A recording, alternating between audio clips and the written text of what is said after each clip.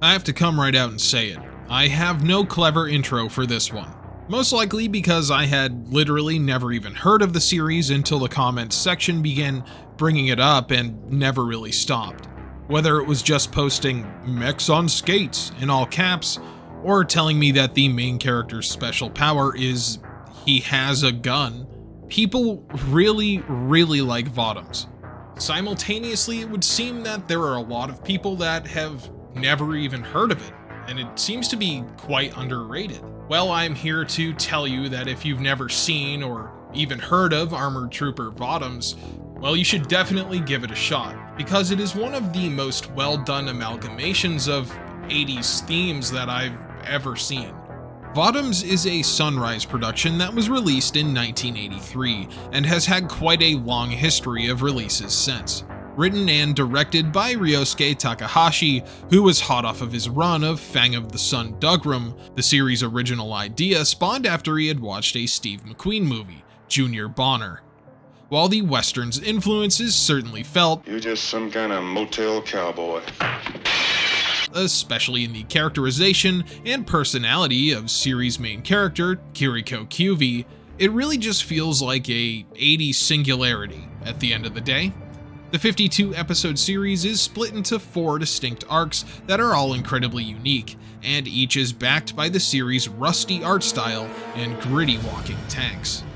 From the opening arc that delivers hints of both Blade Runner and Rambo First Blood, to the series' final stretch that is more 2001: A Space Odyssey, the constant change-ups do a lot to keep you invested.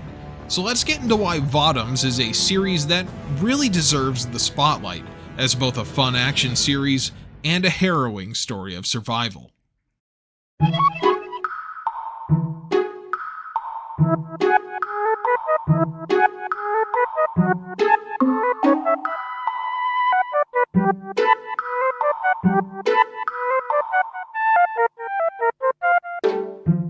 The Astragalus Galaxy has known wide-reaching war for as long as anyone can remember.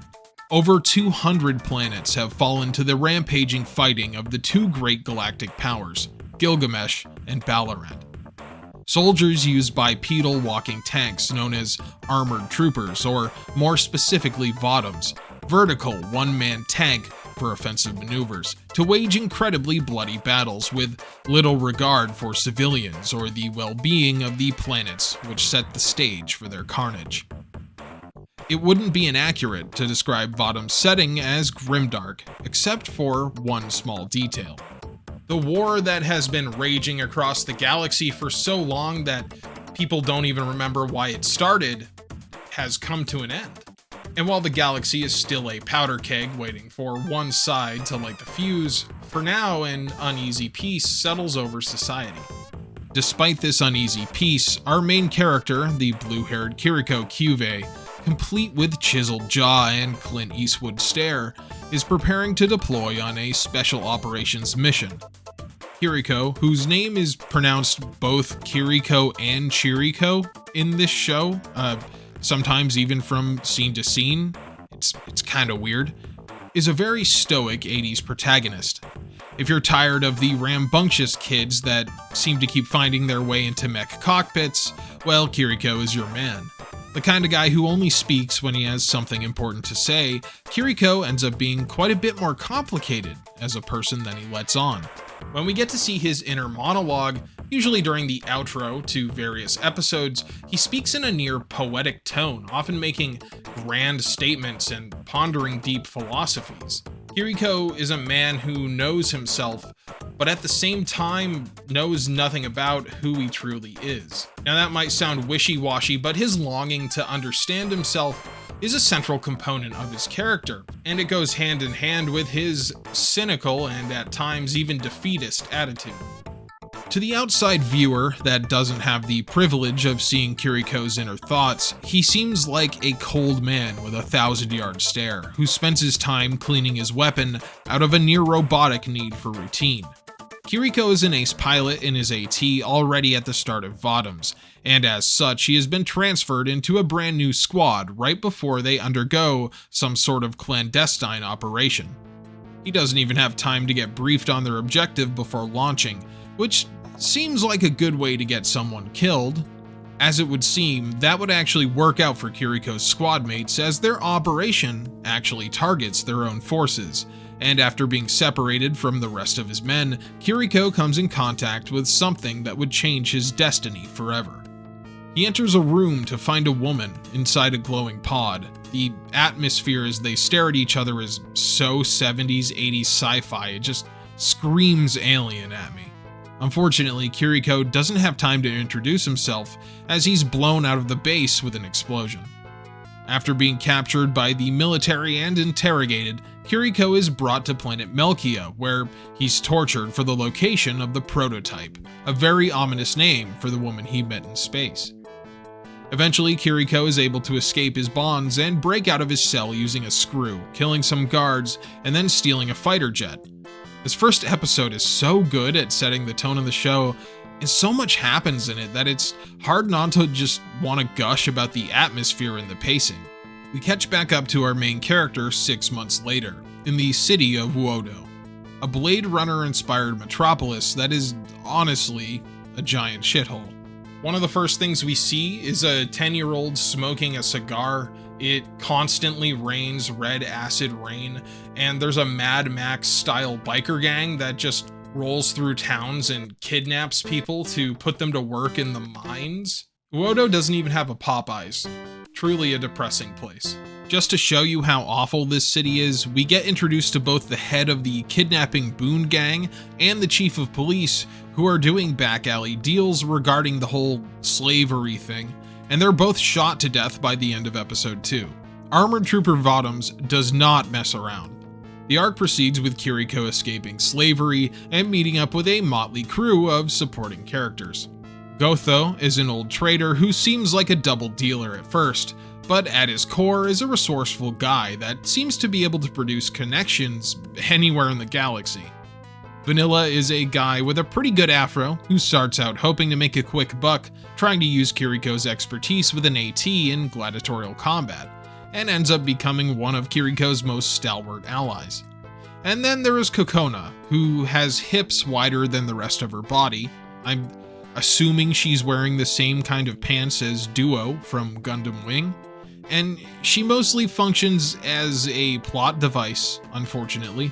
I like her character and how she relates to the rest of the crew, but she does sort of just exist there until the plot needs someone to overhear something. Anyway, this scrappy crew spends most of their time in the garbage, hiding out in Gotho's shack, because Chirico is pretty much wanted by everyone on the planet.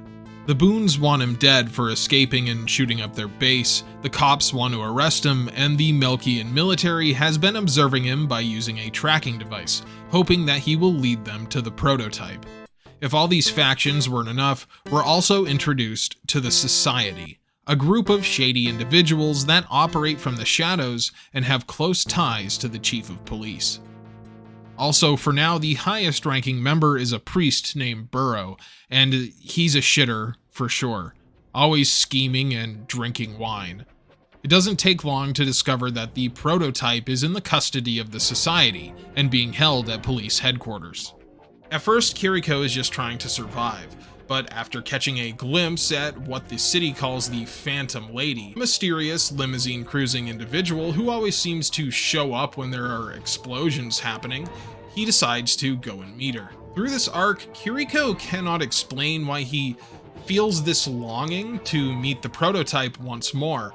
Even with the information given by his inner monologue, the audience knows that he is confused but pulled towards her by some unknown compulsion. This all culminates with Chirico assaulting the police armory, stealing a truck full of something called Jijirium, and then using it as bait to draw out the prototype. All while forming a strong but sometimes shaky bond with the new crew, who even reluctantly give up their very valuable Jijirium to help. When Chirico meets back up with the mysterious woman inside the police headquarters, he just instinctively calls out to her as Fiona. She feels drawn to him just as he is to her, even though they've actually been fighting the whole time. Fiona is called the prototype because she is the first product of the Perfect Soldier program.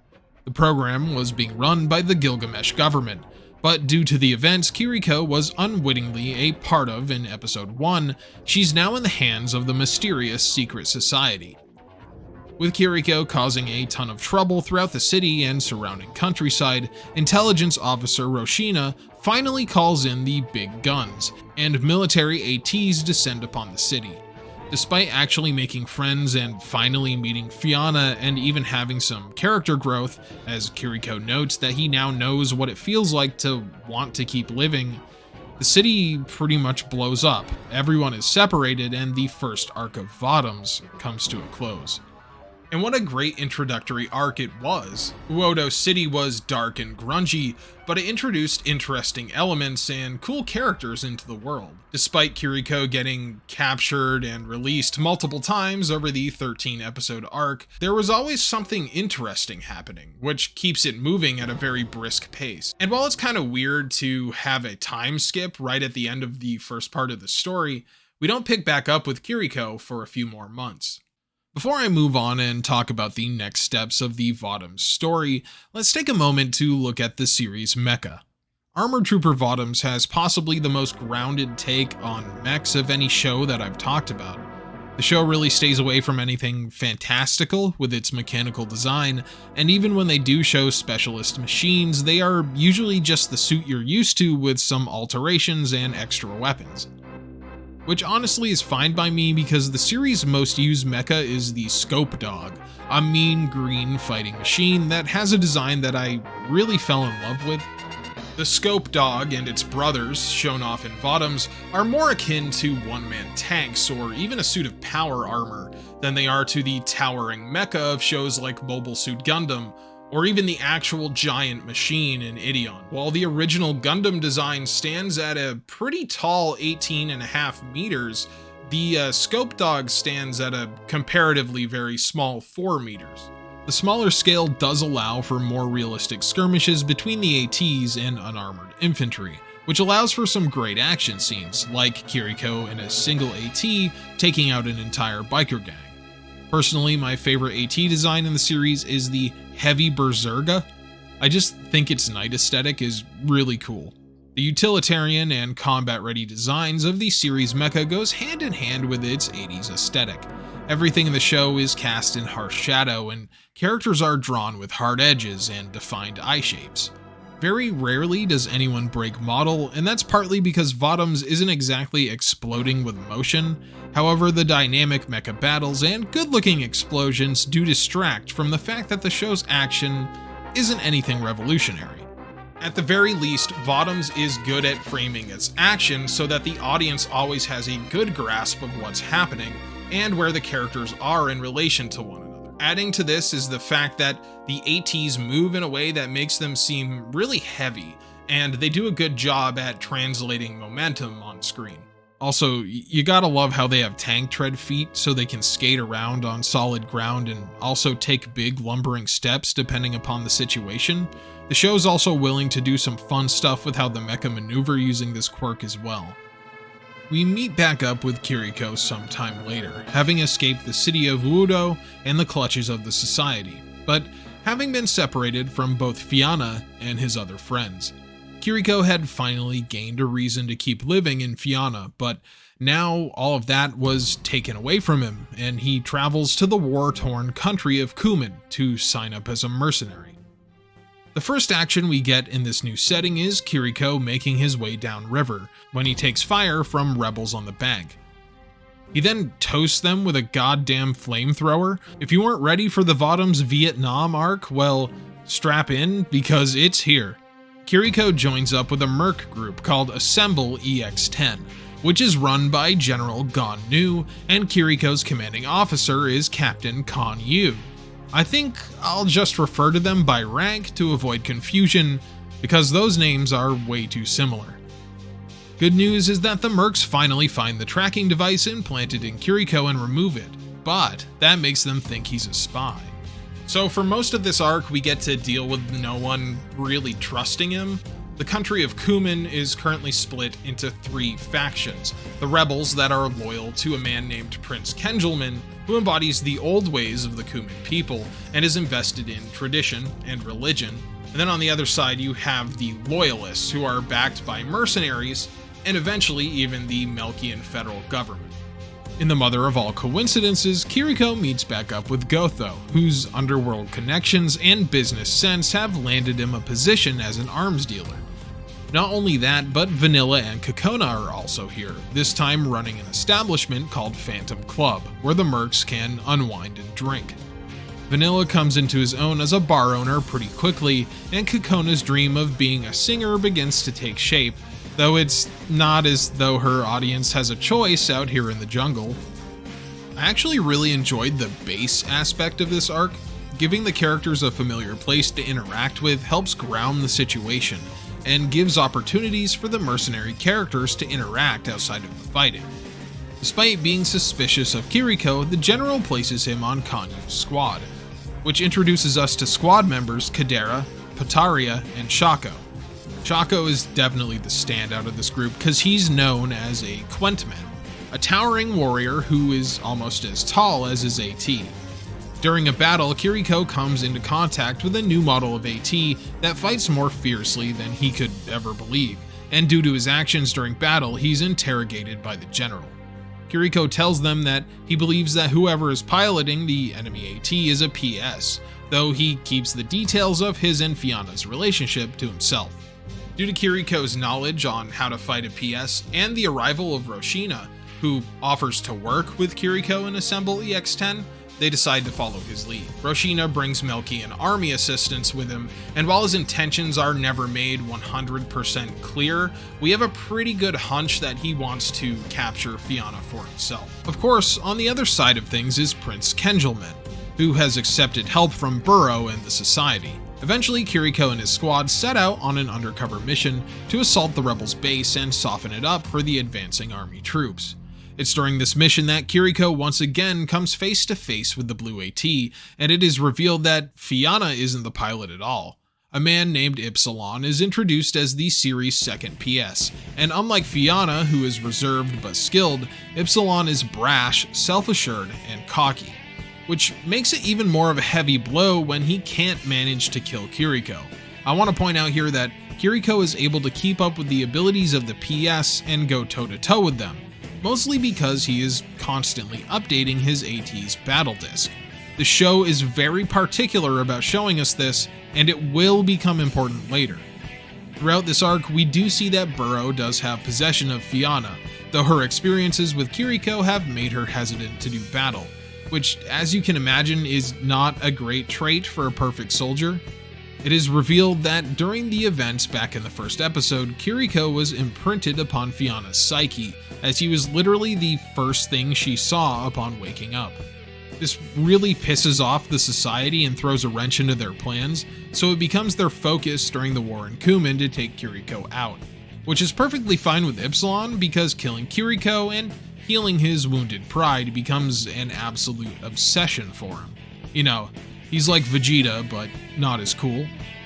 While at first I preferred how the Uodo arc did things, I think in retrospect the Cumin War might be my favorite section of the show. Chirico never knows who's on his side. Even the members of his own squad, particularly the squad leader, don't really like or trust him until later on.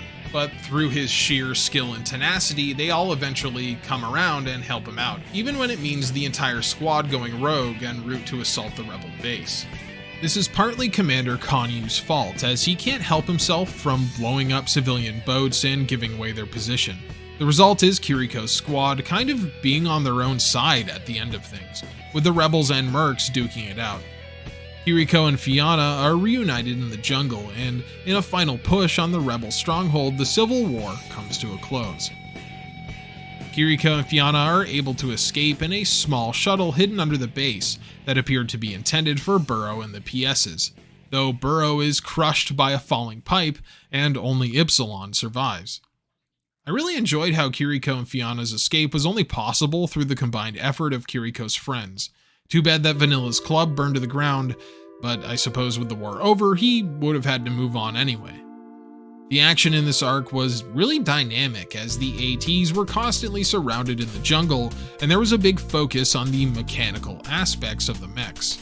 Chirico fights multiple ATs on foot, usually overcoming them by shooting out their cameras, or in one situation cutting the oxygen supply line while underwater. Out of everything in VOTOMS, this section has the most grounded feeling, though the theme of old world religion and tradition versus advancing technology is heavily present, and would only continue to be more and more apparent as the show goes on. With Chirico having been separated from his friends once more, the show picks back up with him and Fianna fleeing Mecha in their small shuttle. They're picked up by a mysterious ship that seems to have locked onto their location, and when the two get inside, they find the entire thing is completely abandoned. The time they spend aboard this ghost ship is some of my favorite content in the entire series, and at times it really reminds me of early sections of Macross. They search the ship to find that while it's abandoned, its supplies are well stocked, and there's a hangar full of shiny new ATs. Chirico and Fianna finally get to spend actual time together where people aren't trying to shoot at them, and while they have no idea where the ship is headed, things are looking up for Chirico. That is until one night when Chirico is awoken from his sleep by the blaring sounds of a patriotic marching theme playing over the ship's intercom system. They search the ship and find a screen in the command center playing a propaganda reel of the Melchian Red Shoulder Brigade, a group of AT pilots so skilled, bloodthirsty, and fierce that they're known throughout the galaxy. Chirico is revealed to be a former member of the brigade before he was transferred prior to the start of the series.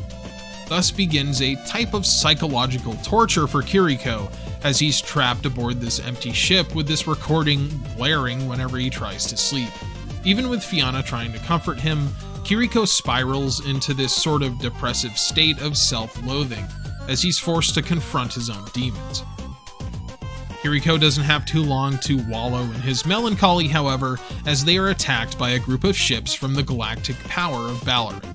Up until now, we've really only been dealing with enemies aligned with Gilgamesh, so it's cool to see the other side introduced with a full complement of mecha designs. Chirico decides to fight them off, of course, because he doesn't want Ballarat or Gilgamesh to get their hands on a PS. Fianna finally helps Chirico in an AT, and I say finally because her usage as mostly a plot device is a big mark on this series for a lot of viewers. She was built up during Uodo as almost an unstoppable force in combat, but during the Kuman Civil War she spent most of the time in the background.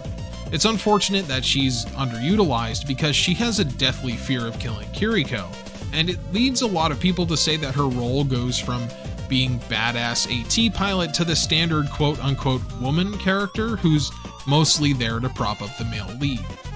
I don't know if I subscribe to that line of thinking in its totality, but I do see where people are coming from. Fianna is a really cool character with a lot of mystery surrounding her, and I'm glad to see her back in action. In fact, during this part of the show, she pretty much takes the lead as Chirico is spiraling into his own personal darkness, drinking a ton of wine and shooting his gun at screens on the ship. Oh, and of course fighting off waves of Ballarat soldiers as well. It's revealed after a while of this cat and mouse game with Ballarat that the ship is approaching planet Sunsa, a world that is currently located in the non-aggression zone between Ballarat and Gilgamesh, meaning that neither power can perform military actions without sparking a new war, or at least that's what it should mean, but neither side really plays things straight, as it turns out. Even worse for Chirico and Fianna is that the society has followed them, and as the ship starts to land on planet Sunsa, they decide to take action despite the fact that Ballarat might notice. Ypsilon makes his return as he boards the ship to try and take out his rival, but instead of meeting Chirico on the hull, he comes face to face with Fianna. She tells Ypsilon that Chirico's taking a little nap and needs his beauty sleep and please come back later, but he declines. After a brief scuffle, Chirico appears and helps her out, and the two decide to fight together as partners until the end. Chirico duels Ypsilon on the hull of the ship while it crashes on the planet, and I think this is the coolest episode in the entire series. Ypsilon is lured out in front of the engine nozzle and blasted off the side of the ship. Chirico and Fianna finally land on the planet, and we see the vast desert stretch out before them. The landing isn't exactly very cushy. I mean, the ship explodes, but Chirico and Fiona speed off in a cool little buggy. It's not long before they're accosted by bandits who appear to just want the trailer they're hauling. Luckily for Chirico, Gotho is with the scrappers. Man, this guy has connections literally everywhere.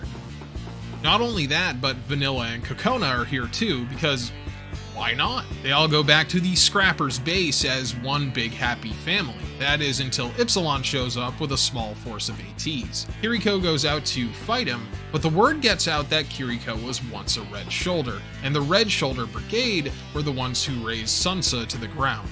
Before Chirico and Ypsilon can settle their score, Valorant shows up and destroys the Scrapper base, allowing Chirico and Fiona to escape. The leader of the Scrappers, Susie, follows them through the desert, planning to kill Chirico. It's at this point Fiona starts suffering from withdrawals. Remember that Jijirium stuff back on Uodo? Yeah, that stuff is required to keep Fiona alive because of her modifications as a PS. Luckily, Chirico finds a corpse with a map pointing to a nearby abandoned military outpost that might contain the supplies they need. Despite making it all the way through the desert with limited air supply and finally finding the base, they're ultimately captured by Valorant forces. Valorant forces led by none other than former Melkian officer Roshina. Roshina is the kind of guy who plays his cards close to his chest, and it's hard to know what he's really thinking, and now that he's switched sides, we know that his motivation goes much deeper than a sense of nationalism. Roshina says he will totally let Chirico survive and let all of his friends go if he agrees to fight a final duel with Ypsilon, who survived being blasted by the ship's engines. It would seem that Ypsilon was actually able to steal some medical data from the ship before returning to the Society, and the info that it reveals is pretty shocking. Chirico is able to heal at 3 times the rate of a normal human, and fights on par with the series PSs, despite not having any modifications. This mystery becomes a total focal point of the show's final arc, but not before Chirico and Ypsilon have one final showdown, in which the nearby ammo dump is ignited, and they are both buried in the rubble. Despite wanting to kill each other, Ypsilon and Chirico work together to dig their way out of the rubble, with Ypsilon being recovered by the Society and Chirico going back to Roshina. It's not long before Ypsilon returns once more, and Chirico meets him in a final battle, and we see that Chirico just dominates him. In the end, Ypsilon dies from his wounds, and we know that he spent his final days angry with Chirico and Fiona because Ypsilon saw himself as a superior being to normal humans, and he didn't understand why Fiona would leave her destiny as a soldier to go be with one. Roshina is interested in Chirico because he believes that Chirico must be a PS to defeat Ypsilon and survive throughout all the ordeals of the series thus far. Chirico absolutely denies this and explains his skill away as good utilization of his AT data disk, but Fiona points out that a normal human would never be able to keep up with a PS's reaction speed. When they check the disk itself, the thing is totally fried, which freaks Chirico out. Roshina tells him that he must be a PS, and despite not wanting to believe it, Chirico starts to question himself. When Roshina tells him to go to a planet named Quent to search for answers, it isn't long before our hero takes a Valorant shuttle and makes his way there.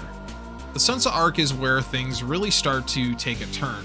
The gritty and down-to-earth survival story starts to become more about mystery and soul-searching. Literally, in some cases, new characters are introduced to the Society to replace Burrow, namely Aaron and Gurren, the 2 egghead twin scientists that take delight in studying Ypsilon's interaction with Chirico, as well as the captain of the Society flagship, Shimkas, who I took to calling Darth Shades because, I mean, look at that helmet. I really loved all the stuff aboard the abandoned ship, and the action sequence while it crash-landed on the planet is probably the best action in the entire show. The reveal of Chirico being a former Red Shoulder is pretty well done, and it both adds mystique to his character while also grounding him a bit more in the show's setting. While it mostly is a setup arc for what is to follow, I think there were some good reveals, and now Chirico has a concrete goal other than survival to spur him on for the rest of the series. Which is good, because up until now, there's really been no plan for our heroes, and as an audience, we know that they can't just run from the entire galaxy forever. Finally, while I was excited to see more of Gotho, Vanilla, and Kokona, this is the point in the show where their involvement begins to feel a little arbitrary. I mean, I get wanting to help your friend, but how many of you would follow them into a desert with no oxygen right after almost exploding in a jungle? Probably my favorite thing about this arc was the introduction of Valorant and their arsenal of weapons and ships, something that would really pay off in the coming final arc. Votom's final arc sees Chirico striking out alone on planet Quent. Once again, a vast desert stretches out before him, though this time the land is peppered with strange black obelisks instead of shattered ruins. Upon passing out and being saved by a traveling merchant, Chirico makes it to the planet's only large city of Gomor, where he learns that all the people living here are off-worlders. Thinking that only a Quentman would have the answers he seeks, Chirico breaks into the city's mercenary recruitment center and speaks to the Quentian ambassador. See, Quentians are renowned warriors that are sought after throughout the galaxy despite their small number. This was illustrated with Shaco during the Kuman Civil War. Chirico is told that he will only find Quentians in one of their villages hidden in the desert crevasses, so he sets out to find them. He's almost captured by the Society, but Shaco shows up, says he's a guest of the Quentmen, and takes him away. Speaking of the Society, we finally get fully introduced to their mysterious leader, Albert Killy, a man who used to be a general in the Gilgamesh military. He briefs his soldiers on how dangerous Chirico is, and this is where the Society begins to take on more religious overtones. Of course, Burrow being a priest was always a thing, but now the soldiers have the Buddhist swastika on their uniforms, as well as on Killy's robes. It really gives them a different feel that they haven't had up until this point, and makes them quite a bit more ominous. Shaco and Chirico make their way across the desert with the Society hot on their tail, eventually making it to Shaco's home village, where Chirico is able to talk to an ancient Quentian named Meji. But not before the Quentians perform a strange ritual on him while he's asleep.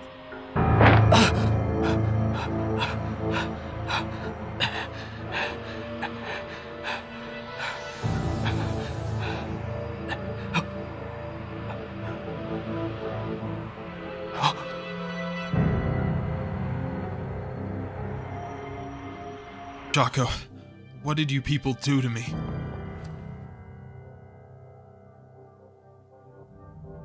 Nothing. Good night, my sweet little prince.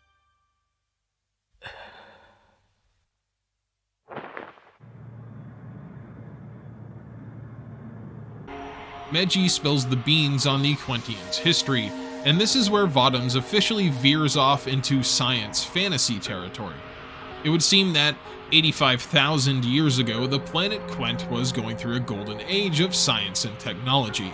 That is, until beings that called themselves gods showed up. The gods were said to modify the Quentians so that they could travel and conquer space, but the Quentians were so disturbed by this that they drove the gods from their home and then destroyed their entire society so that it would never happen again. Chirico is either unconvinced by Meji's story or doesn't understand how it relates to him being a PS, so that night he sneaks into the Quentian village to find a massive and advanced underground facility. He's cornered there by Aaron and Gurren, but when they try to shoot him, they're transported away by a beam of light, appearing all the way back in Gomor. Chirico and Shaco end up following them by using the teleporter, but they really need to hurry now because both Gilgamesh and Valorant fleets are approaching Quent. Killy is so impressed by Aaron and Gurren's report that he decides to throw caution to the wind and try to capture the hidden technology on Quent. Chirico and Shaco mess around inside the huge facility hidden in Gomor, only for none other than Roshina to show up. Roshina reveals that he was once stationed on this planet, and during that time he came into contact with an immense intelligence that ordered him to watch over Chirico. They find the core of the ancient facility, and Chirico says that he can sense some sort of intelligence that gives him a vision. It would seem that Meji was either confused or didn't know the true history of Quent, as their civilization once stretched across the stars, eventually creating something known as Overmen. With Chirico now wanting to find the source of the intelligence, he travels with Roshina and the others aboard a shuttle to a huge facility hidden in deep space. Killy locks everyone in the brig, but tells Chirico that he'll take him to meet the intelligence that he serves, known only as Wise Man. When they enter the facility and approach its inner sanctum, Killy is totally pissed that only Chirico is allowed to enter. Guess he doesn't like being used as a tool. If that wasn't enough, Wise Man murks him with a laser when he gets mad. Inside the chamber, Chirico learns that overmen are something that can happen when civilization reaches a certain technology level, and Chirico is counted among their number. Wiseman wants Chirico to be his successor, and we even learn that all the things that have happened to Chirico have been Wiseman's doing, from knowing Fiona's name without ever meeting her to the mysterious ship that picked them up after Kuman. Wiseman was behind all of it. Chirico is told to return to Kuman and take his place as Wiseman's successor to become god of the universe, and shockingly, Chirico agrees. Not even the joint fleet from Gilgamesh and Balorant can stop him, as Chirico comes up with a plan to escape the facility and return to Quent. We see that his attitude has completely changed. He's willing to do whatever it takes to become the successor, including ordering the Society soldiers that are now under his command to just die as a diversion. This order shocks Gotho and the others, as they're still on the ship and Chirico has basically told them to die for him. Fortunately, they get the hell out of there before things turn really crazy, but wow man, talk about testing the bonds of friendship. As Chirico returns to Quent, he has one final battle against the forces joined against him, as he tries to make it to Wiseman's location. Inside the god's stronghold, Chirico has a final showdown against his friends Shaco and Fiona, who try to make him seem reasoned, but he seems fully evil at this point, saying he wants revenge on the entire galaxy for being so shitty. We finally see Wiseman's true form, and he's kind of disappointing, honestly. It turns out that Wiseman had to transfer his consciousness into a computer at some point, so he's basically a big control center operating on DOS. As Chirico is about to inherit Wiseman's power and become the successor and god of the universe, he reveals that it was all a trick, and shoots Wiseman's weird appendage with his gun. Then he runs around pulling out all the data cores in Wiseman's brain, with not even the arrival of Roshina able to stop him. Fiona helps out one final time by taking Roshina from behind so that they can escape, and Chirico reveals that he had to completely fool Wiseman, which is why he betrayed everybody. Roshina freaks out about God being dead and starts a self-destruct sequence, which destroys most of planet Quent as our heroes flee the scene. Wow man, that really sucks for Shaco and his people, damn. The explosion rocks the space around Quent, with the joint military force witnessing its destruction from orbit. 1 year later, Gilgamesh and Balorant have once again started their war, and the galaxy returns to the state in which the series began. Chirico and Fiona decide to freeze themselves in a cryogenic pod, and have Gotho and the others jettison them into space, as they don't want either side to use them in the war.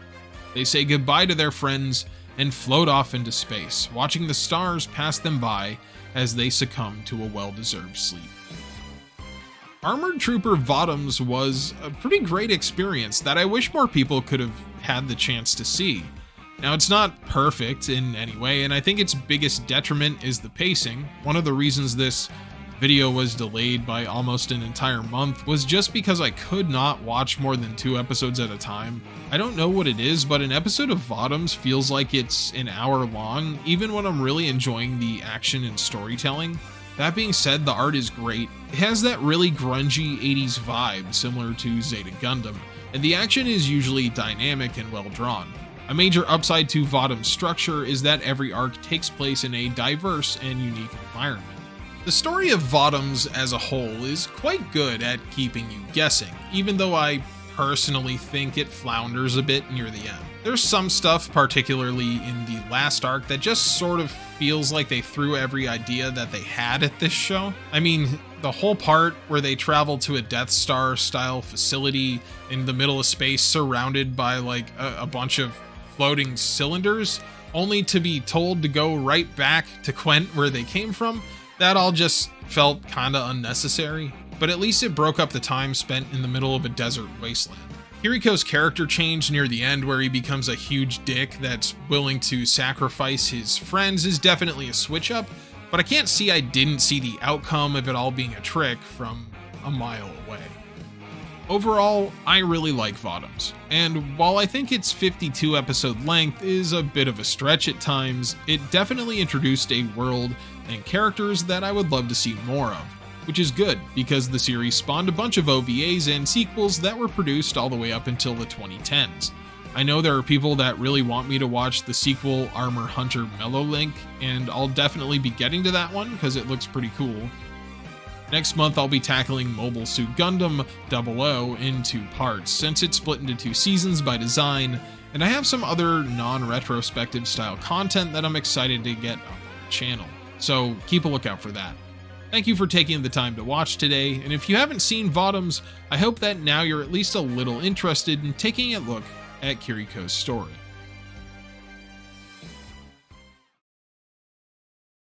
Hey everyone, and welcome to today's end card. What an episode that was. I really enjoyed VOTOMS, even though it was kind of slow sometimes and a little hard for me to get through. I really did enjoy it, even though I don't know what it was about not being able to like binge watch it. Anyway, thank you very much if you got this far in the video for sitting through all that. Thank you. Extra thank you to my channel members, aka Batosai, Alistraza, Brian Sanchez, D Mells, Danky Stank, Swanky Mank, Kanto 20, Lord Kagai, Nick Chase, Video Game Player 75, and Yo-Yo MCH, or Yo-Yo Mitch. I can never remember. Thank you guys so much for sticking around and being channel members. If anyone wants to become a channel member and have their name read at the end of the episodes, well, it's a couple of dollars. One note before I end this end card, because I'm very tired because it's 1 a.m. is I hope that you guys enjoyed the soundtrack in this episode. I was in a really old like Genesis video game mood for some reason, and I felt like it really went well with VOTOMS, so I hope you guys enjoyed that. In other news, next up is gonna be an interesting non-retrospective video, then Gundam 00, and then a new project after that. So a lot going on in March, actually, and a lot of it is already scripted, so there shouldn't be any huge gaps in content for this month, because I kicked ass on writing scripts like that couple of weeks I didn't upload anything. Otherwise, we're back to uploading on the gaming channel as well. Mario Galaxy 2 has resumed with me complaining endlessly about the spring power-up, and I started a new playthrough of Skyrim, pretty heavily modded with combat mods and stuff, because that's just my favorite game of all time. So if that's something that you want to see or be a part of, go ahead. There's a link at the bottom of my page on YouTube linking to my gaming channel. It's just a Let's Play channel. It's something I do in my off time for fun. That sounds interesting to you, it's there. Anyway, this is getting kind of long, so thank you very much for watching. I truly appreciate it, and we will see you next time. Have a good night.